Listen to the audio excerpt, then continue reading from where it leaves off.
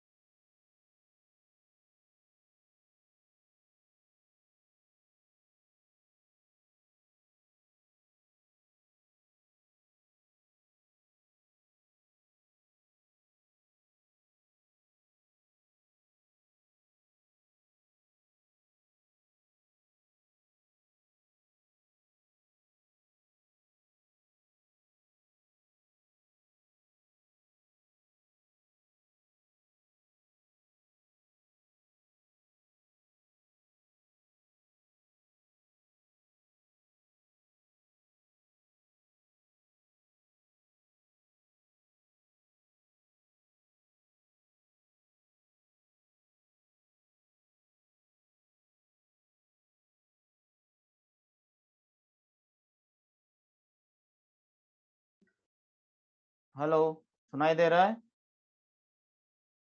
सुनाई दे रहा है सबको? दिखाई दे रही है स्क्रीन? चलिए स्टार्ट करें फिर क्लास। जिसको नहीं दिखाई दे रही उसका कुछ प्रॉब्लम है। आप दिख रहे हैं। पीपीटी नहीं दिख रही है? अच्छा हाँ,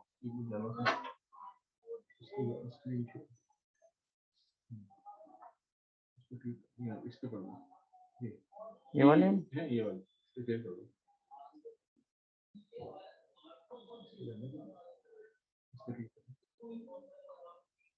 इस पे सेकंड वाले पे। हाँ। ठीक है और क्या? नहीं नहीं नहीं, इस पे सेकंड पे। ये बस इसको बड़ा कर दो, ये बहुत है। बहुत है सर।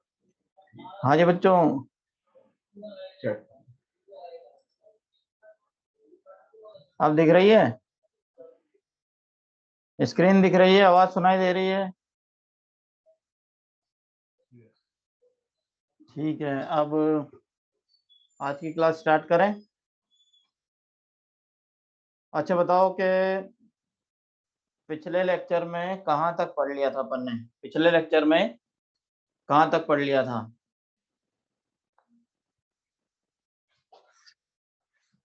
अभी सीएबीजी पढ़नी है। और सीएबीजी कब की जाएगी बताओ? सीएबीजी कब चालू करेंगे? आज चालू करेंगे। और सीएबीजी की फुल फॉर्म क्या है? Coronary artery bypass grafting. CABG की फुल फॉर्म क्या है? Coronary artery bypass grafting. और कोरोनरी आर्टरी बाईपास ग्राफ्टिंग में अपन जब करते हैं जब हमारी कोरोनरी आर्टरी में ब्लॉकेज हो। कब की जाएगी? जब कोरोनरी आर्टरी के अंदर ब्लॉकेज आ जाए तो अपन करते हैं सीएबीजी। अब देखिए, ब्लॉकेज जो है वो दो तरह का अपन ने बताया था। एक तो ब्लॉकेज 60 to 70% हो, और एक ब्लॉकेज जो 100%। तो 60 to 70% के अंदर अपन क्या करेंगे? 60 to 70% में अपन करेंगे पीटीसीए। पीटीसीए को अपन नॉर्मल लैंग्वेज में क्या बोलते हैं? एंजियोप्लास्टी। और बाईपास सर्जरी को क्या बोलते हैं? सीएबीजी। बाईपास सर्जरी मतलब सीएबीजी। तो नॉर्मल लैंग्वेज में आपने बातचीत करते सुना होगा लोगों को कि भाई उन्होंने तो बाईपास करवाई है। बाईपास सर्जरी का मतलब है सीएबीजी। और ब्लॉकेज हो रहा है कहाँ पर? कोरोनरी आर्टरी में। और कोरोनरी आर्टरी क्या करती है? कोरोनरी आर्टरी हमारी हार्ट को ब्लड सप्लाई करती है। कोरोनरी आर्टरी क्या करती है? हमारे हार्ट को ब्लड सप्लाई करती है। और अगर इसके अंदर ब्लॉकेज हो जाएगा तो फिर हमको बाईपास सर्जरी करानी पड़ेगी। तो हार्ट को ब्लड सप्लाई करने वाली कोरोनरी आर्टरी है। चलिए जी, तो शुरू करते हैं सीएबीजी। अब सीएबीजी में हम क्या करेंगे? सबसे पहले, it is the way of increasing the blood supply to the heart. Blood supply को जो हार्ट को हो रही है उसकी ब्लड सप्लाई को बढ़ाने के लिए अपन सीएबीजी करते हैं। और ये एक सर्जिकल प्रोसीजर है। क्या है ये? एक सर्जिकल प्रोसीजर है। इसके अंदर आपके बॉडी के दूसरे पार्ट से कोई ब्लड वेसल निकाली जाती है। आपकी बॉडी के दूसरे पार्ट से कुछ ब्लड वेसल निकाली जाती है, और जो ब्लॉक्ड रीजन होता है उस जगह उसको बाईपास करने के लिए लगा दी जाती है। उस जगह उसको बाईपास करने के लिए लगा दी जाती है। अब जैसे अपन यहाँ पर देख रहे हैं, ये नॉर्मल हार्ट है, इसके अंदर एरोटा है। यहाँ पर लेफ्ट मेन स्टेम है। यहाँ पर दूसरी लेफ्ट आर्टरी है। यहाँ पर राइट कोरोनरी आर्टरी है। तो हमने यहाँ पर इस राइट कोरोनरी आर्टरी को बाईपास करने के लिए, अगर इसके अंदर यहाँ ब्लॉकेज हो गया है तो उस ब्लॉकेज को दूर करने के लिए हमने देखो यहाँ से वेन का ग्राफ्ट लगाया है। किसका ग्राफ्ट लगाया है? वेन का ग्राफ्ट लगाया है।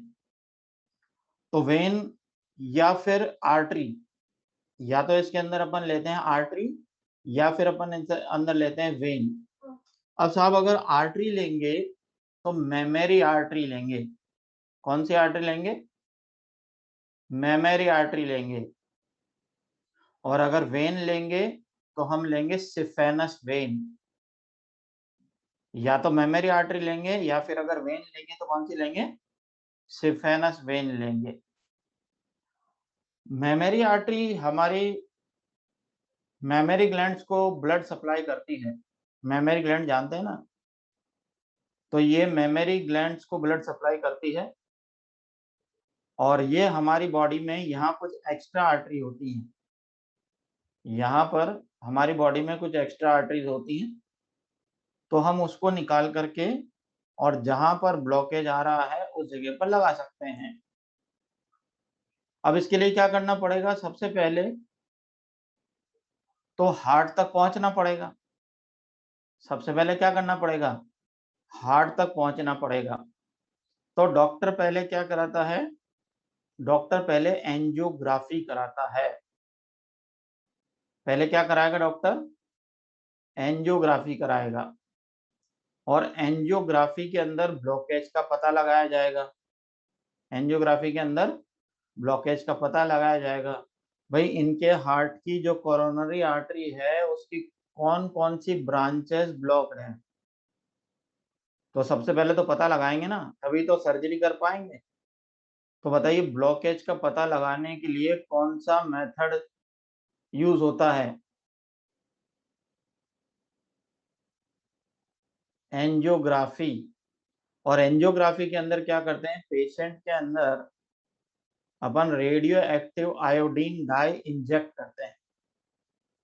क्या करते हैं, पेशेंट के अंदर एक रेडियो एक्टिव आयोडीन वाली डाई इंजेक्ट करते हैं और उस रेडियो एक्टिव आयोडीन डाई को इंजेक्ट करने के बाद फिर उसके ब्लड फ्लो के साथ वो डाई आगे बढ़ेगी।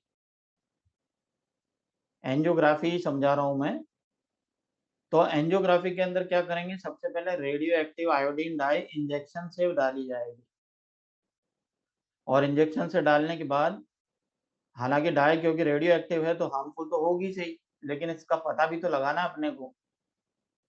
तो फिर हम क्या करेंगे, उस रेडियो एक्टिव आयोडीन डाई को इंजेक्ट करेंगे, फिर वो ब्लड के साथ बहेगी और हार्ट तक पहुंचेगी। ब्लड के साथ बहेगी और हार्ट तक पहुंचेगी और हार्ट में बताइए अगर कहीं पर 100% ब्लॉकेज हो रहा होगा तो डाई वहां पर पहुंच पाएगी या नहीं, उसके आगे जा पाएगी या नहीं, नहीं जा पाएगी ना। तो वो डाई जहां ब्लॉकेज होगा वहीं रुक जाएगी, आगे नहीं बढ़ेगी। और अगर ये डाई आगे नहीं बढ़ेगी तो हमें पता चल जाएगा कि भाई यहाँ पर एक ब्लॉकेज है। अब मान लो एक इंसान के अंदर कोरोनरी आर्टरी की कितनी ब्रांचेस होती हैं, ये सब कार्डियोलॉजिस्ट को पता है। अरे पता होगा या नहीं, तो कार्डियोलॉजिस्ट को ये सब पता है क्योंकि उसने बहुत मेहनत करके कार्डियोलॉजी की डिग्री ली है। तो वो डाई डालने के बाद वो डाई कहाँ कहाँ रुक रही है और ये ब्लड वेसल आगे कहाँ जाती है ये उसको पता है। तो ऐसे में वो वहां मार्क लगा देगा, उसकी रिकॉर्डिंग करते हैं, उसकी सीडी बनाते हैं, उस सीडी के अंदर वो मार्क लगा देगा कि भाई यहाँ यहाँ पर इसके ब्लॉकेज हैं। अच्छा बताइए अगर 100% ब्लॉकेज होगा तो डाई आगे बढ़ेगी या नहीं, नहीं बढ़ेगी। और अगर मान लो 70% ब्लॉकेज होगा तो डाई नॉर्मल ब्लड वेसल में जितनी जा रही है उतनी ही जाएगी या थोड़ी कम जाएगी, मतलब थोड़ी थोड़ी निकल जाएगी, लेकिन नॉर्मल ब्लड वेसल में जितनी डाई जा रही है उतनी नहीं जा पाएगी। अच्छा बताइए अगर डाई कम कम जा रही है तो इसका मतलब वहां पर 100% ब्लॉकेज तो नहीं है, इसका मतलब वहां पर क्या है, पार्शियल ब्लड फ्लो हो गया है। तो इसका मतलब अपन ये पता कर सकते हैं कि इसमें कितना परसेंट ब्लॉकेज है। तो अब ये ब्लड वेसल पूरी तरह से ब्लॉक तो नहीं हुई है, लेकिन शायद 60 to 70% ब्लॉकेज यहाँ पर आ गया है। ठीक है, तो सबसे पहले तो अपन ब्लॉकेज का पता लगाते हैं। क्या करते हैं, सबसे पहले तो ब्लॉकेज का पता लगाते हैं। और ब्लॉकेज का पता कैसे लगाया अपन ने, radio active iodine dye inject करके।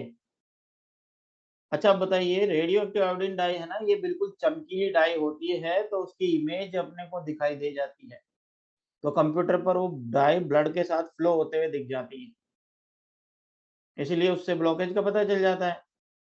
अब देखो, हार्ट में ब्लॉकेज हुआ है कोलेस्ट्रॉल का प्लाक बन जाने की वजह से। हार्ट में ब्लॉकेज किस वजह से हुआ है? कोलेस्ट्रॉल का प्लाक बन जाने की वजह से हुआ है। अब हमने ब्लॉकेज का पता लगा लिया। अब अगर 100% ब्लॉकेज हो गया है तो बाईपास के अलावा कोई चारा है ही नहीं।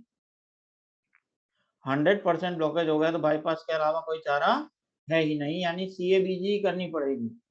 लेकिन अगर 60 to 70% ब्लॉकेज है तो हम हार्ट में स्टेंट डाल देते हैं। क्या डाल देते हैं? स्टेंट डाल देते हैं। और हार्ट में स्टेंट डालने की प्रोसेस को अपन बोलते हैं एंजियोप्लास्टी। उसके अंदर बड़ी सर्जरी नहीं करनी पड़ती है, उसमें बड़ी सर्जरी नहीं करनी पड़ती है। अच्छा, अब देखो बाईपास सर्जरी में क्या करेंगे। सबसे पहले इंसान को ऑपरेशन के लिए तैयार करेंगे। सबसे पहले इंसान को ऑपरेशन के लिए तैयार करेंगे। तो अगर मान लो ये हाई ब्लड प्रेशर का पेशेंट है तो डॉक्टर ने इसको एस्प्रिन वगैरह लिख रखी होगी, ब्लड प्रेशर कंट्रोल करने की दवाइयां लिख रखी होगी। तो ये जो एस्प्रिन वगैरह जो होती है ये ब्लड डाइल्यूटर होती है। एस्प्रिन क्या होती है?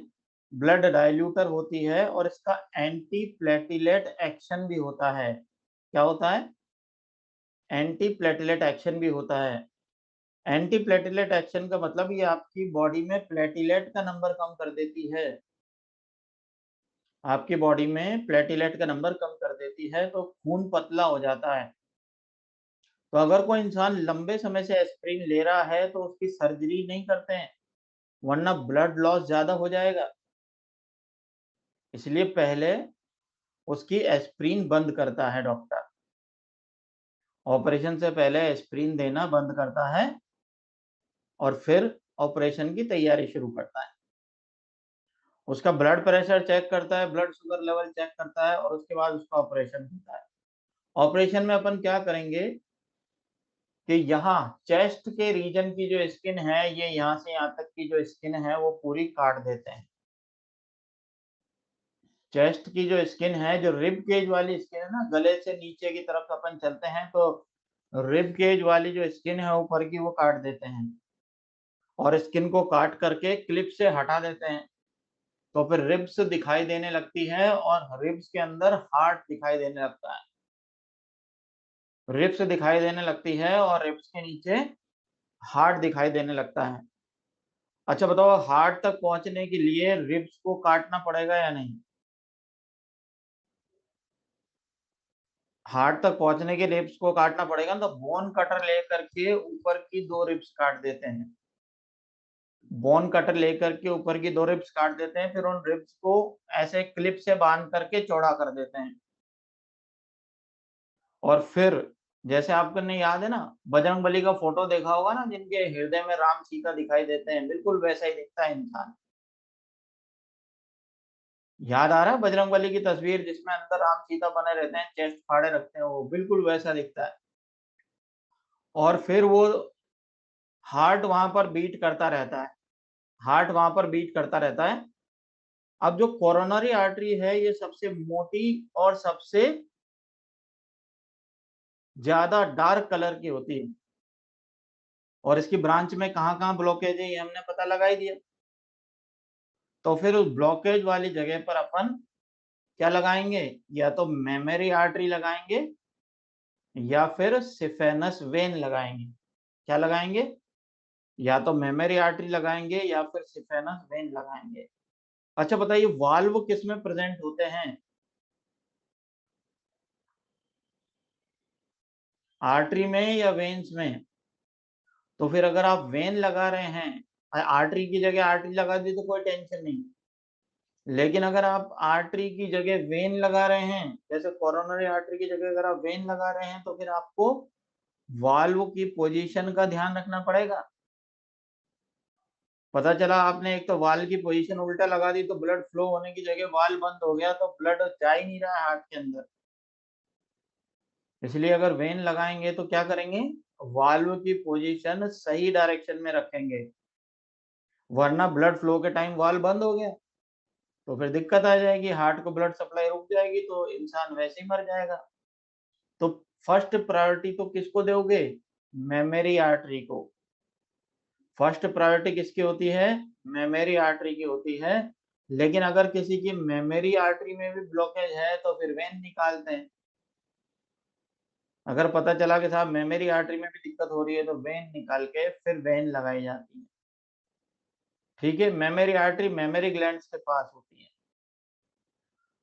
अब देखो इस तरह से अपन करते हैं बाईपास सर्जरी।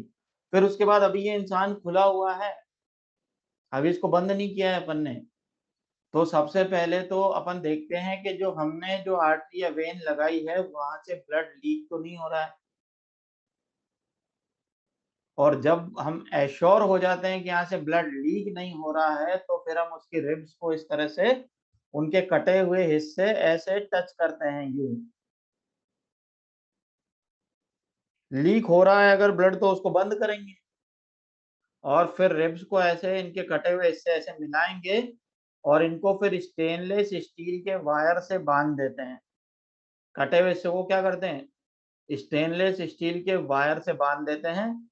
और ये जो रिब्स होती है ना, यहाँ से एक लिक्विड निकलता है तो उस कटे हुए हिस्से पर जमा हो जाता है और ये परमानेंट जुड़ जाती है। लेकिन इसके अंदर 1 महीना लगता है। कितना टाइम लगेगा इनको परमानेंट जुड़ने में? 1 महीना लगेगा। तो सबसे पहले तो अपन इसके रिब्स को ऐसे मिला करके उनको बांध देते हैं और उसके बाद फिर उसकी जो स्किन कटी हुई है उस स्किन को टाँके लगा देते हैं। फिर इसके बाद एक वाटरप्रूफ बैंडेज चिपका देते हैं और वाटरप्रूफ बैंडेज चिपकाने के बाद इसके रिब केज को सपोर्ट देने के लिए एक बेल्ट बांध देते हैं। भाई इसकी रिब केज अभी पूरी तरह से अटैच नहीं हुई ना, तो उसको सपोर्ट देने के लिए अपन क्या करते हैं? एक बेल्ट यहाँ बांध देते हैं। तो स्टील का वायर अंदर रह जाएगा, कोई टेंशन नहीं है, वो कोई नुकसान नहीं करेगा। अब ये इंसान घर आ जाएगा 7 दिन के बाद। कितने दिन रुकना पड़ेगा इसको हॉस्पिटल में?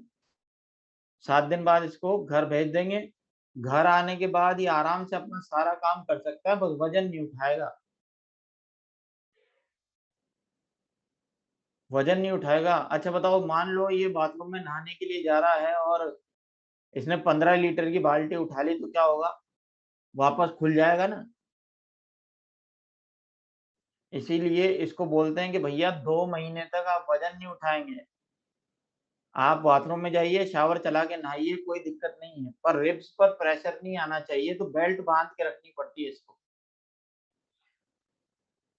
तो वो बेल्ट बांध करके अपना सारा काम कर सकता है, बस वजन नहीं उठा सकता। बाकी खुद अपने हाथ से नहा सकता है, खाना खा सकता है, पैदल टहल के आ सकता है, ये सारी चीजें हैं।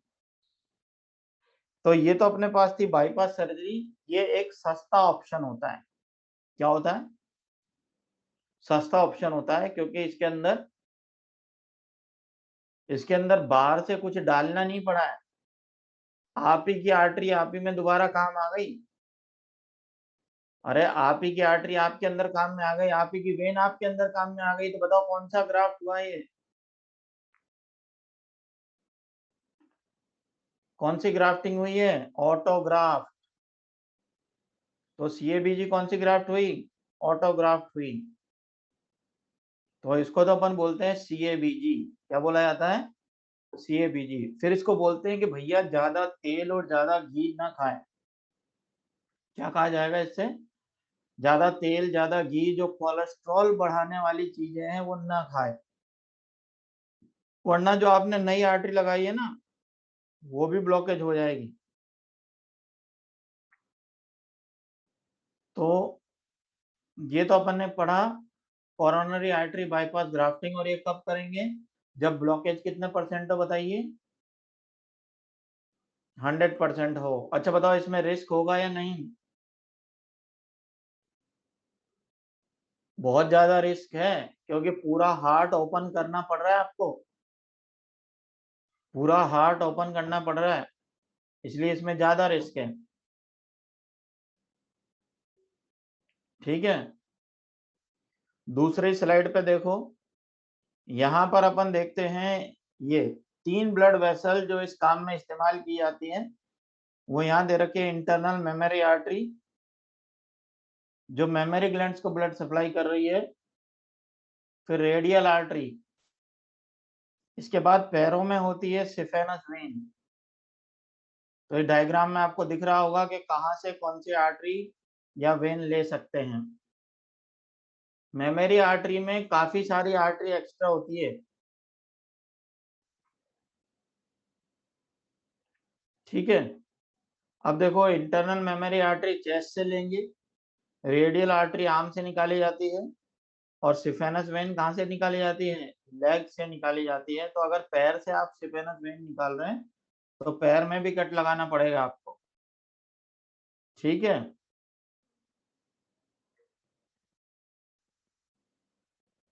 मेल में मेमोरी आर्टरी एब्सेंट होती है, ये किसने कहा? प्रिंस कुमार जी, आपके पास भी मेमोरी ग्लैंड है। अब दूसरा देखिए, पीटीसीए।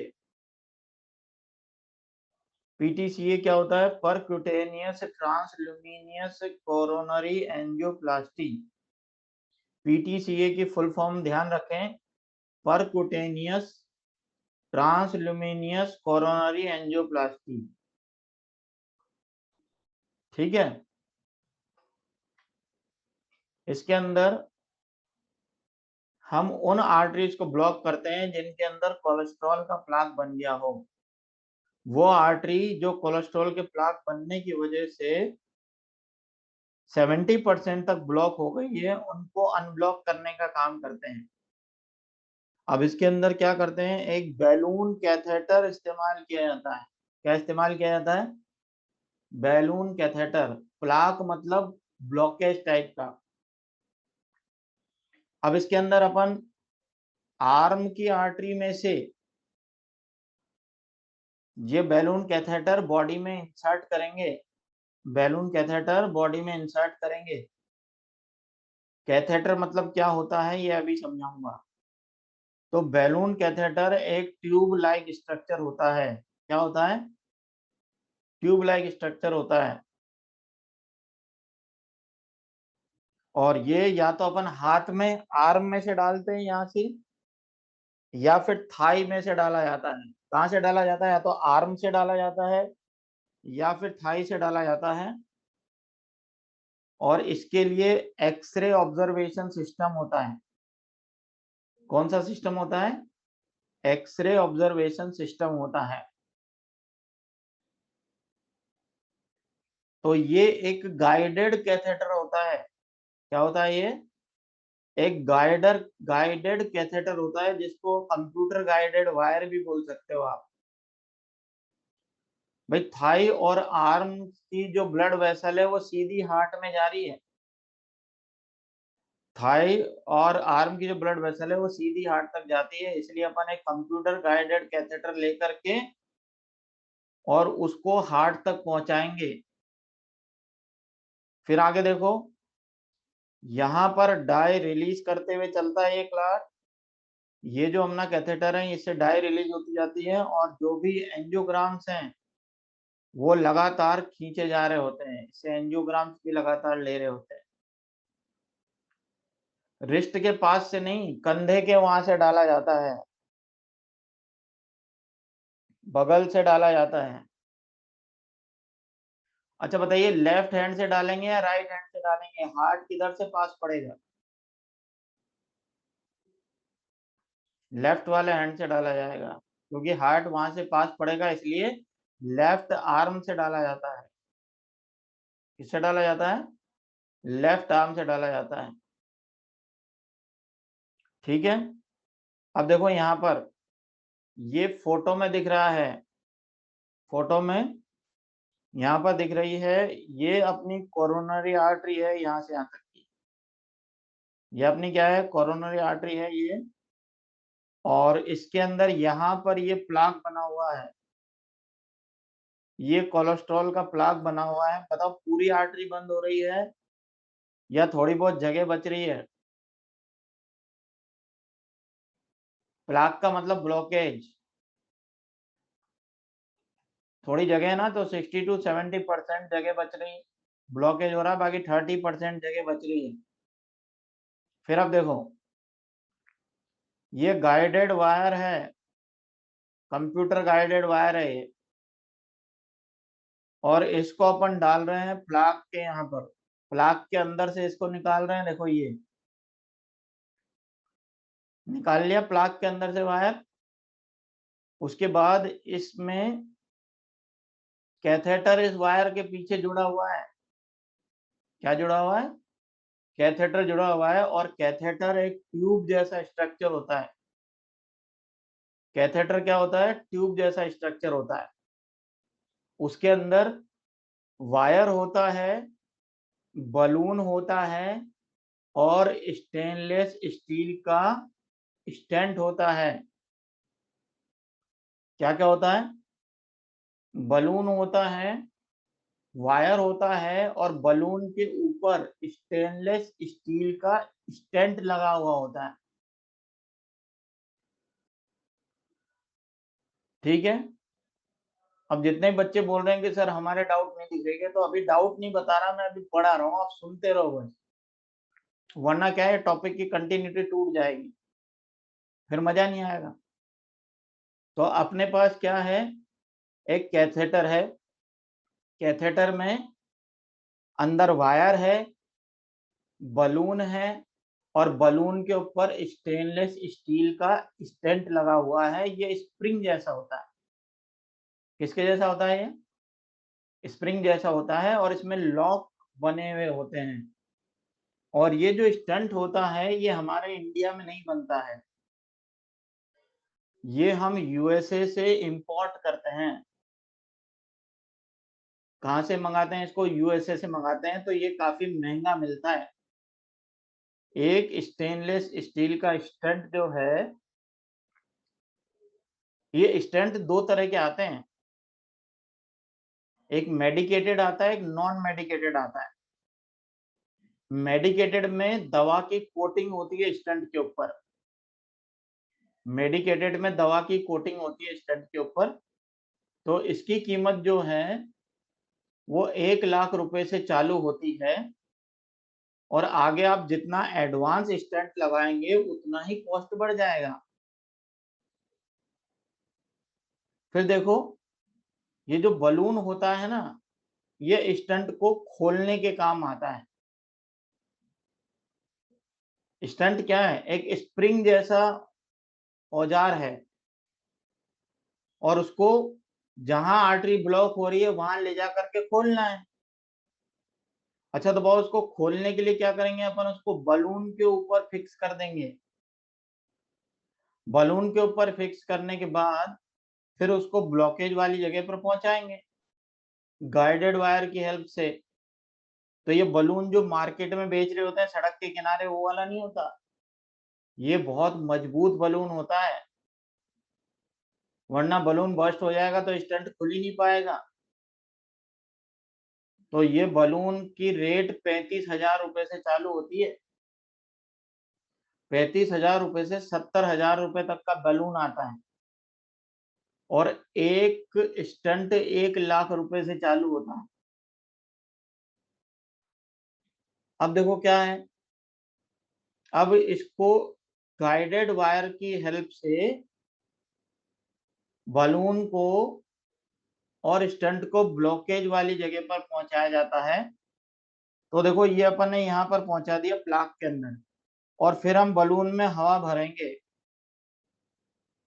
बलून में हवा भरेंगे तो बताओ बलून फूलेगा या नहीं? बलून में हवा भरेंगे तो बलून फूलेगा। बलून फूलेगा तो स्टंट खुल जाएगा। देखो ये यहाँ पर बलून फूल गया है। बलून फूल गया है तो ये यहाँ पर ये जो स्टंट है ये खुल गया है। इनफ्लेट का मतलब फूल जाना। तो ये बलून फूलने पर स्टंट खुल जाएगा। तो ये प्लाक वाला हिस्सा पिचक करके और आर्टरी की दीवार से चिपक जाएगा, और ब्लड फ्लो के लिए जगह बन जाएगी। अब स्टंट हमने यहाँ फिक्स कर दिया। स्टंट फिक्स कर दिया तो अब बताओ बलून की हवा निकाल दें या नहीं? बोलो। अब बलून की हवा निकाल देंगे और उस बलून को वायर की हेल्प से वापस बाहर निकाल लेंगे। और स्टंट वहां पर फिक्स हो जाएगा, स्टंट वहां पर फिक्स हो जाएगा और अब ये परमानेंट वहां पर रहेगा।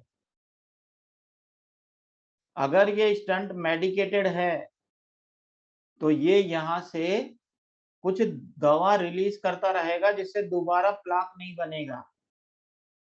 लेकिन अगर इसने नॉन मेडिकेटेड स्टंट डलवाया है तो वापस से प्लाक बन सकता है। प्लाक का मतलब है ब्लॉकेज, कोलेस्ट्रॉल का ब्लॉकेज बन जाना। एथेरोस्क्लेरोटिक प्लाक का मतलब क्या है? कोलेस्ट्रॉल जमा हो जाने की वजह से एक ब्लॉकेज बन जाना, उसको प्लाक कहते हैं। अब प्लाक को कैसे बाहर निकालोगे?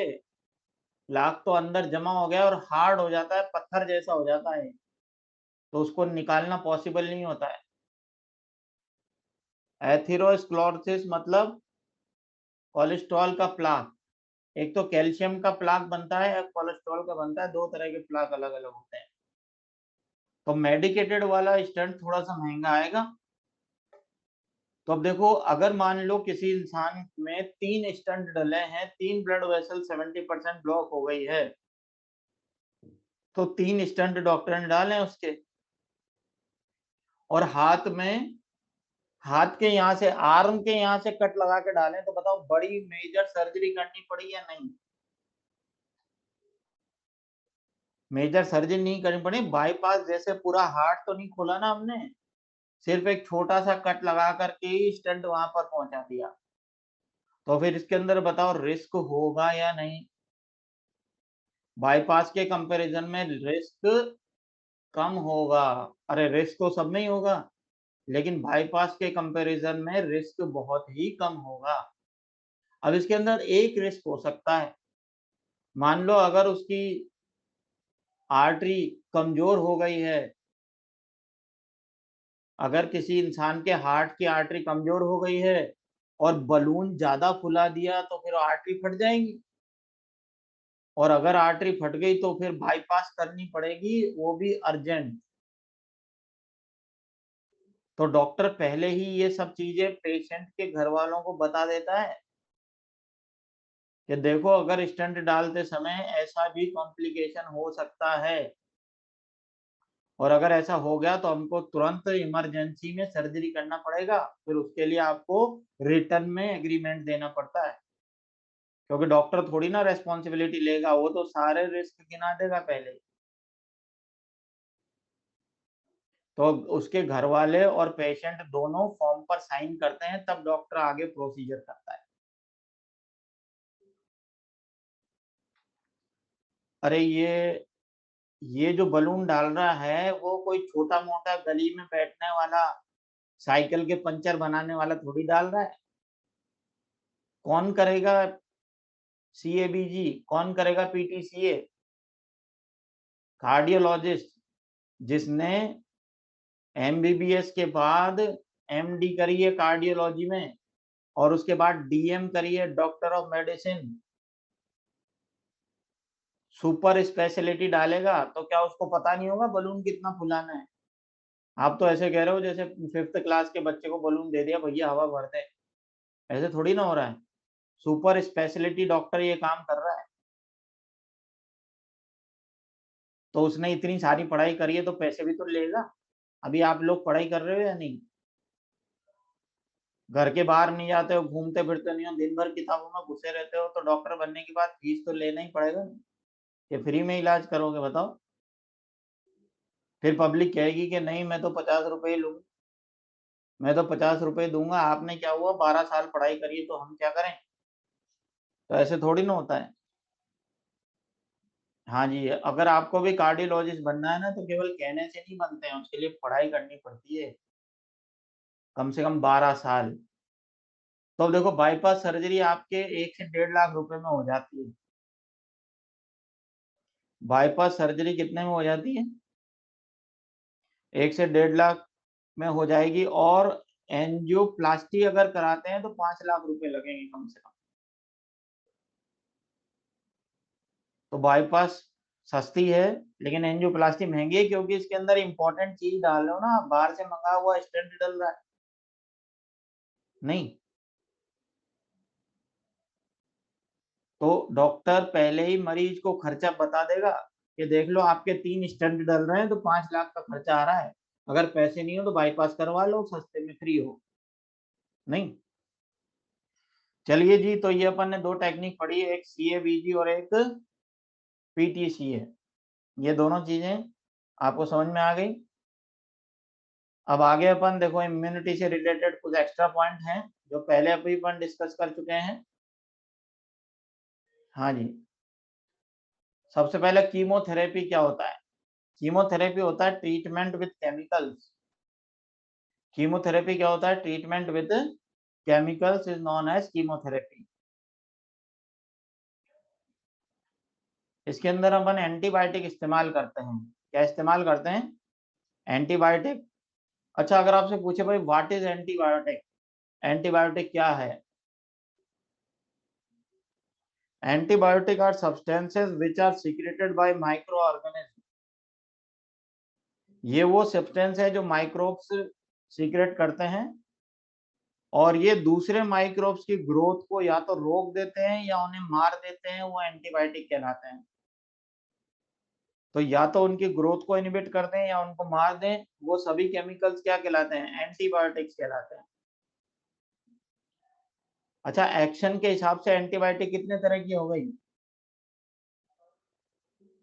एक्शन के हिसाब से एंटीबायोटिक कितने तरह की हो गई? 2 तरह की हो गई। एक जो ग्रोथ को रोक देगी वो, दूसरा जो मार देगी वो।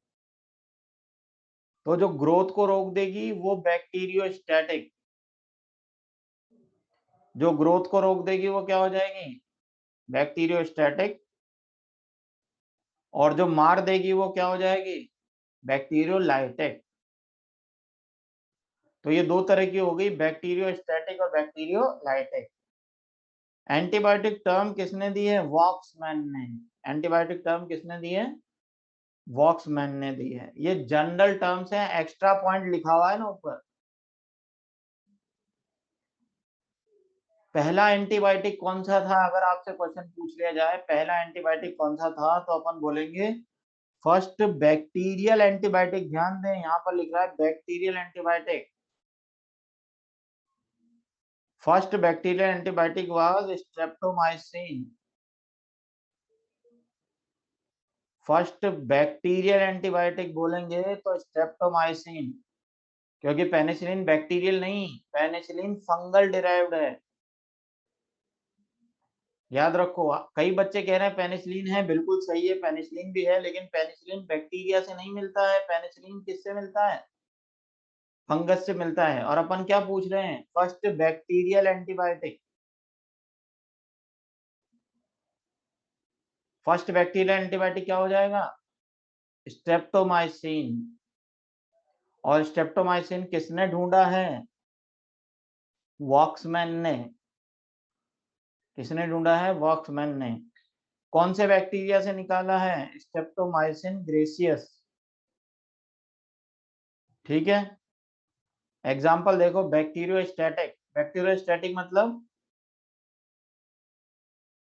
बैक्टीरियोस्टैटिक मतलब जो ग्रोथ को रोक दे। और ग्रोथ रोकने वाले एंटीबायोटिक कौन से हैं? Tetracycline, chloramphenicol. ये दोनों बैक्टीरियोस्टैटिक हैं। बैक्टीरियोलाइटिक या बैक्टीरियोसाइडल में स्ट्रेप्टोमाइसिन, सिप्रोफ्लॉक्सासिन, एम्पिसिलिन, ये सभी आएंगे। ये बैक्टीरिया को मार देंगी। तो बताओ ज्यादातर डॉक्टर क्या देना पसंद करेंगे?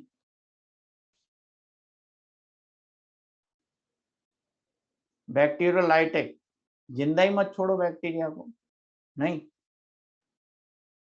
तो ज्यादातर एंटीबायोटिक कौन सी इस्तेमाल होती है आजकल? बैक्टीरियोलाइटिक।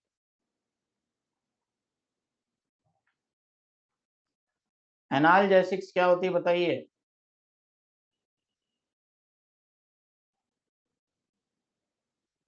एनाल्जेसिक्स क्या होती है?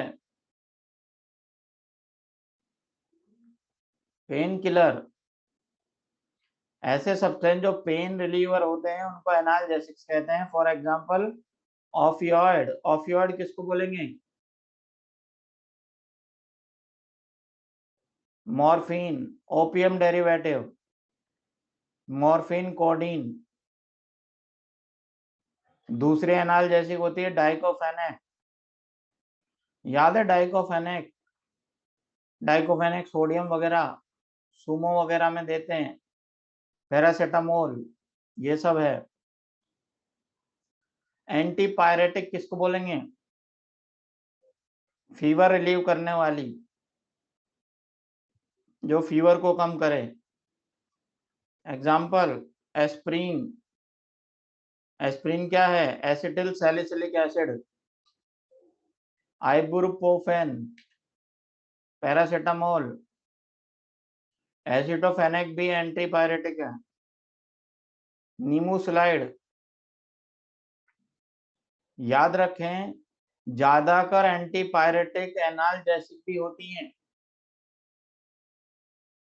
ज्यादातर एंटीपायरेटिक क्या है? एनाल्जेसिक की तरह भी काम करती हैं, दोनों एक्शन होते हैं इसके। एस्प्रिन को खाली पेट नहीं लेना चाहिए। एस्प्रिन को खाली पेट नहीं लेना चाहिए क्योंकि ये स्टमक से HCl का सीक्रेशन डबल कर देती है और उससे गैस्ट्रिक अल्सर हो जाते हैं।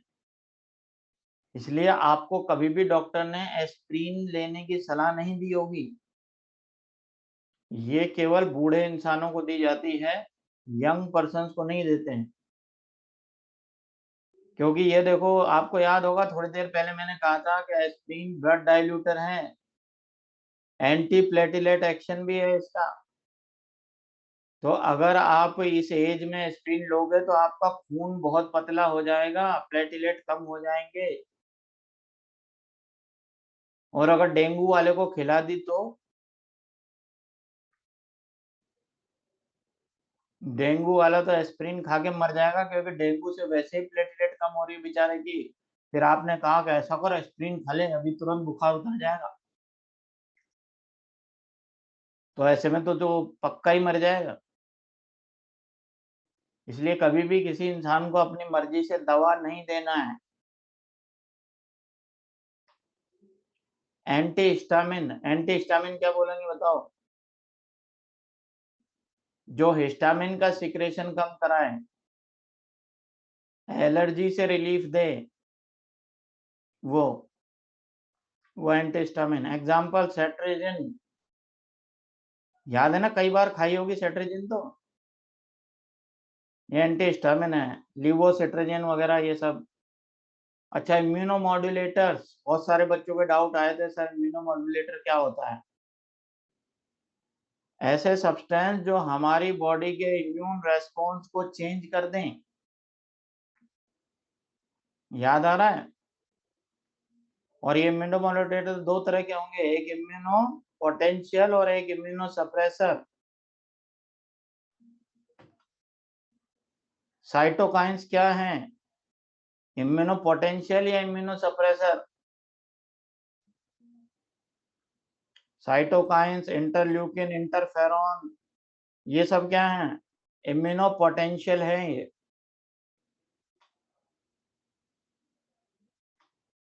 अब देखो इम्यूनो पोटेंशियल में क्या क्या शामिल है।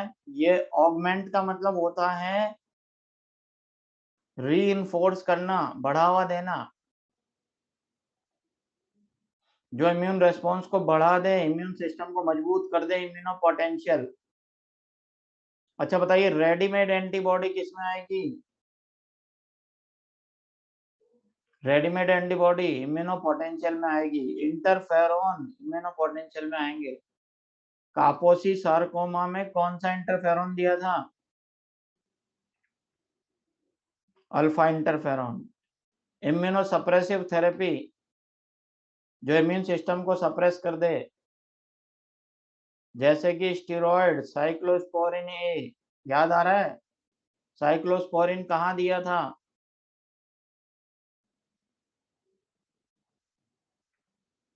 ऑर्गन ट्रांसप्लांटेशन में, ग्राफ्ट रिजेक्शन को रोकने के लिए। तो ये अपना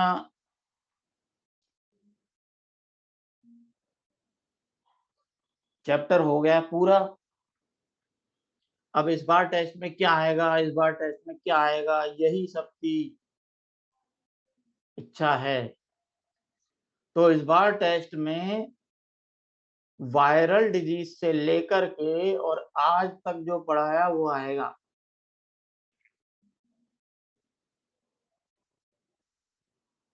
कहां से कहां तक आएगा? वायरल डिजीज से लेकर के अभी तक जो पढ़ाया है वो सब आएगा। अरे स्टेनलेस स्टील क्यों डालते हैं? जंग नहीं लगता है उसमें।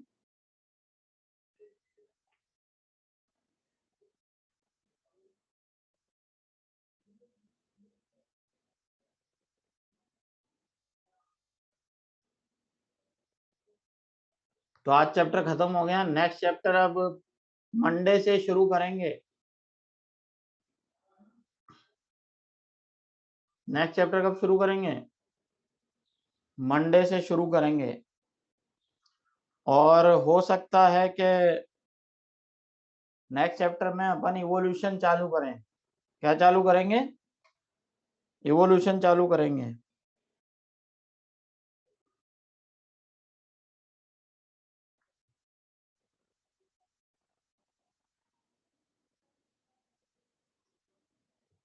और जो भी आपके चैप्टर से रिलेटेड डाउट्स हैं वो आप ऐप पर पूछ ही सकते हो। आपको याद है, हाथों हाथ क्लियर हो ही जाते हैं, ज्यादा टाइम उनमें लगता नहीं है।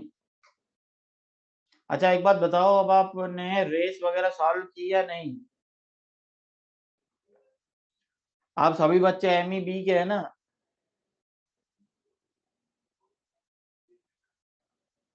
और आपको अपना मेंटर का नाम भी पता होगा।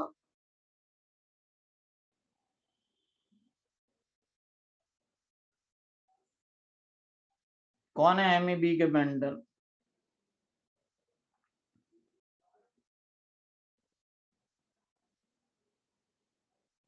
हम्म। और मेरा नाम क्या है?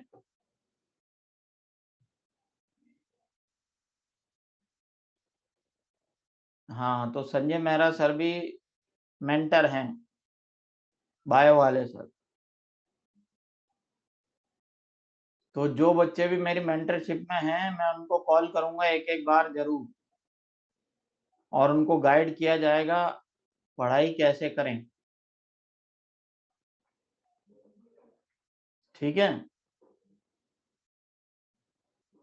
तो या तो कल नहीं तो परसों आपके पास मेरी तरफ से कॉल आना शुरू हो जाएगा, और आप सभी लोग अच्छे से पढ़ाई करते रहें। और एक बार तो मॉड्यूल में, अच्छा बताइए, सबने मॉड्यूल के बिगिनर बॉक्स सॉल्व कर लिए या नहीं? मॉड्यूल के बिगिनर बॉक्स सॉल्व हो गए। एक्सरसाइज 1 कंप्लीट कर ली क्या? एक्सरसाइज सेकंड कंप्लीट कर ली क्या? NCERT बेस्ड क्वेश्चन लगा लिए क्या? और अगर अभी तक नहीं लगाए हों तो अभी सैटरडे संडे 2 दिन में पूरे लगा लो। और जितने भी डाउट हैं वो सारे के सारे अच्छे से तैयार कर लो। ठीक है बच्चों। और अब देखो, पढ़ाई करने में सबसे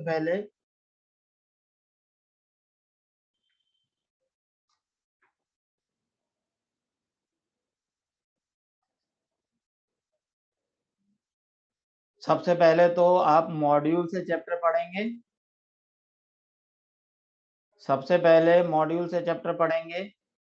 उसके बाद मॉड्यूल की क्वेश्चन आंसर पूरे लगाएंगे अच्छे से। उसके बाद फिर NCERT से रिवीजन करेंगे। तो एक बार चैप्टर पढ़ना है, फिर उसके एक्सरसाइज लगानी है, रेस लगानी है। उसके बाद जितनी भी बार फिर आगे आप उस चैप्टर को पढ़ोगे तो NCERT से पढ़ोगे। समझ रहे हो बात? और ये जो अभी आपका टेस्ट पेपर हुआ था, इसका अभी डिटेल एनालिसिस करने वाला रिजल्ट आएगा आपके पास। डिटेल एनालिसिस वाला रिजल्ट आ गया ना? उस रिजल्ट को ध्यान से देखना, उससे आप कंपेयर कर पाओगे कि दूसरे बच्चों के कंपैरिजन में आप कहाँ स्टैंड कर रहे हो।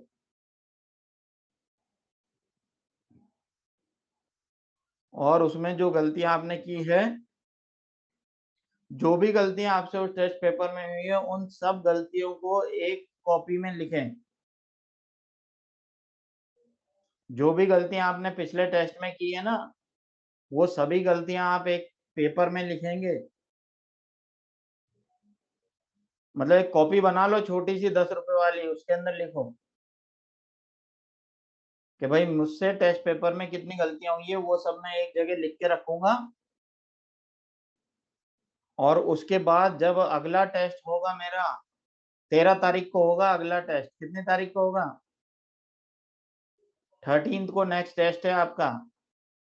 तो 13 को जब टेस्ट देने जाएंगे, उसके एक दिन पहले आपको वो कॉपी खोल के देखनी है कि मुझसे पिछली बार ये गलती हुई थी, अब इस टेस्ट में नहीं करनी है।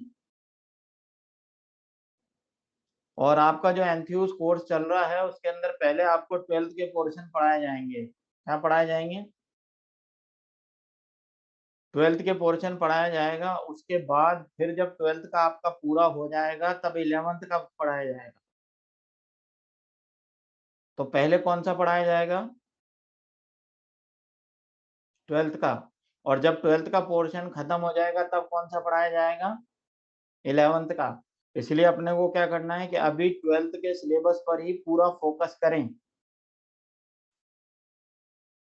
अभी 12th के सिलेबस पर ही पूरा फोकस करें। उसके बाद जब क्लास में 11th का चालू हो जाए, तो उस समय 11th के स्टार्ट कर दें। तब तक 12th का अपना 2-2 बार हो जाएगा रिवीजन।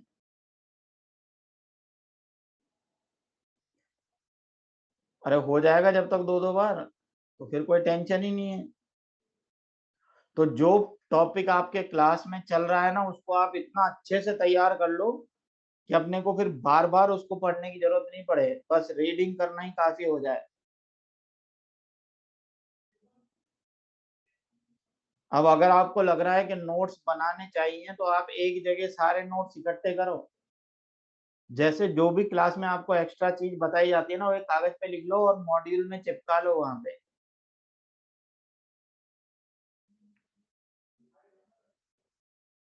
जो भी चीज आपको पेपर में एक्स्ट्रा लिखाई जा रही है ना क्लास में, उन सबको एक कागज पे लिख करके मॉड्यूल में जिस जगह वो टॉपिक दे रखा है वहां चिपका लो। तो आप जब भी रिवीजन करने बैठोगे, तो केवल एक ही चीज होनी चाहिए आपके पास, जिसके अंदर आपके सारे सारे जितने भी नोट्स हैं एक जगह मर्ज हो जाएं।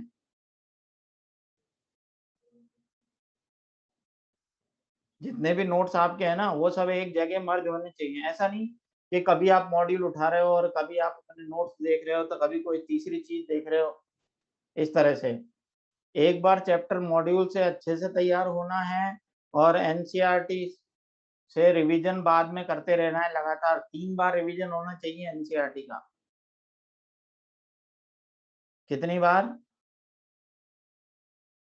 3 बार पढ़नी है। और आप अगर ध्यान से एनसीईआरटी पढ़ोगे ना, तो आपको हर बार नई चीज दिखेगी उसके अंदर, देख लेना। जितनी बार भी आप एनसीईआरटी पढ़ोगे, उतनी बार आपको कोई ना कोई नई चीज मिलेगी। अगर आप ध्यान दे करके पढ़ोगे, तो ये बात 100% सही है। ठीक है बच्चों, तो आज की मीटिंग यहीं एंड करते हैं। फिर मंडे को मिलेंगे नए चैप्टर के साथ, इवोल्यूशन वाला चैप्टर पढ़ाएंगे। Thank you very much.